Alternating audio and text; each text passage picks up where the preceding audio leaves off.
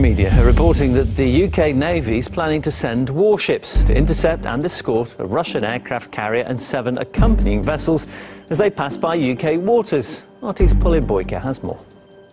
Well, the Admiral Gorshkov is Russia's only aircraft carrier. It carries helicopters and aircraft if it needs to. And the press service for Russia's Northern Fleet has confirmed that the aircraft carrier and a number of accompanying ships have left Severomorsk, which is a Russian port town in the north, up near Finland, and it's headed for the Mediterranean. So at the moment, this group of ships and the aircraft carrier are somewhere in the Barents Sea. Now, the Northern Fleet has also confirmed that the group of ships will be carrying out some military drills on the way, and that route from the north down to the Med will take the Russian ships through the North Sea, past Scotland, down the British coast and through the English Channel, which is why the Royal Navy is going to be keeping a very close eye on the group of ships sailing past the UK and accompanying them as they do that. Now, officially, the Royal Navy has released a statement saying that it's completely standard procedure for NATO and the Royal Navy to monitor any foreign ships that pass their so-called area of interest, i.e. close to their waters.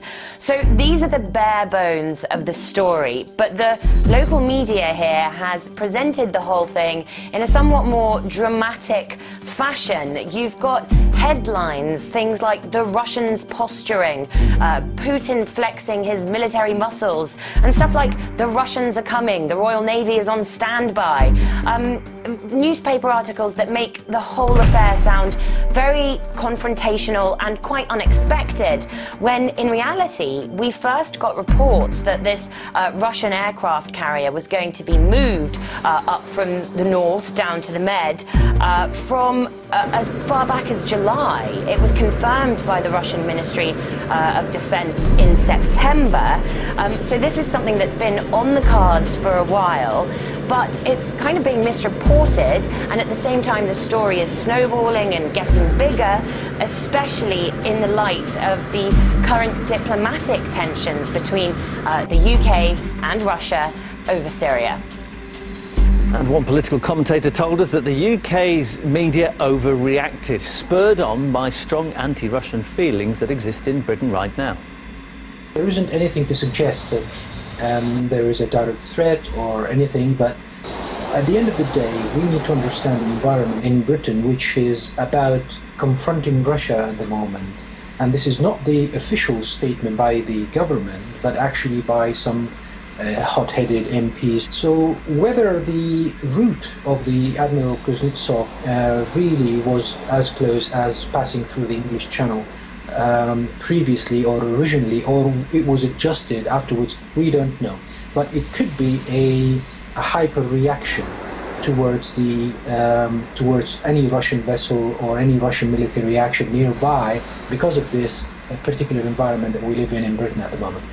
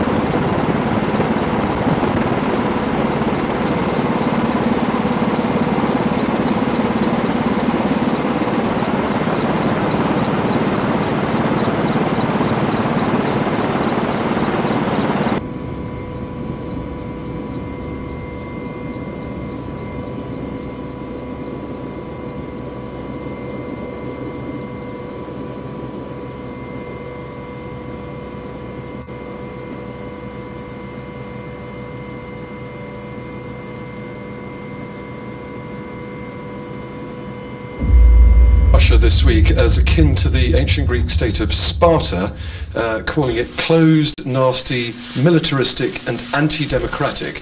Can you explain why you use those words? And Mr. Lavrov, do you agree with that explanation? And may I also ask, every time you've denied Russian involvement in election hacking and democratic interference, the world hasn't believed a word you said, and why is that?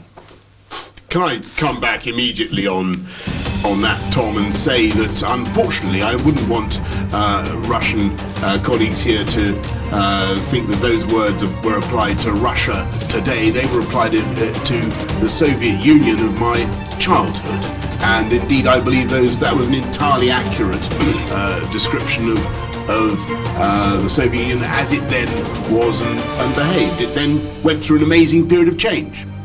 And we have a very different and new Russia today. But the tragedy is that our relations are not on a good footing. And they're not on a good footing for all the reasons that Sergei and I have just been through. He mentions the Litvinenko case. I didn't even bring it up. It wasn't in my recitation of obstacles between us, but it's certainly there. And all I want to say today is that this is it's a regrettable state of affairs, but it should not preclude cooperation, as I've said, in important foreign policy dossiers, and it should not preclude an intensification of our contacts and our work together, people to people and communities to communities. As for Sparta and the Spartans, honestly, I do not remember the Soviet Union glorifies Sparta as an example the Soviet Union was supposed to emulate. But if we look at the US, you'll see that the Spartans are someone whom Hollywood was singing and praising as a paragon of courage and power. Everyone has their own perception of history anyway.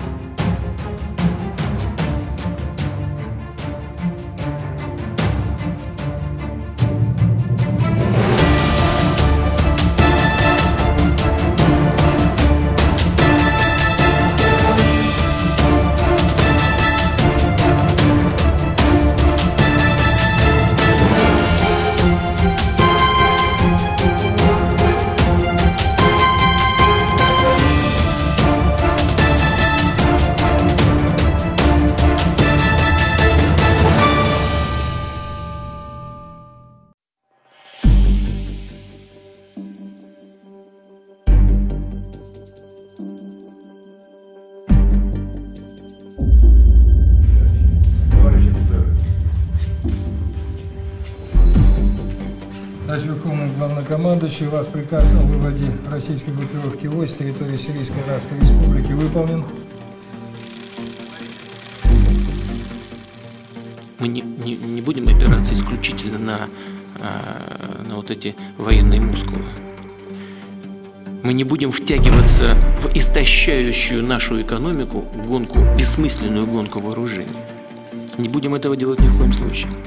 На что же мы тогда должны опираться в решении задач в сфере обороноспособности и безопасности?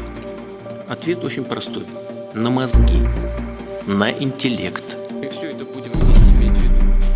есть еще нечто, на что мы опираемся при вот этих расчетах. Я говорю без иронии, мы опираемся на нашу миролюбивую внешнюю политику. Это важно, потому что нам не нужно бесконечное число баз по всему миру, и мы не собираемся играть роль мирового жандарма. Нам по определению это не нужно, это просто дорого стоит.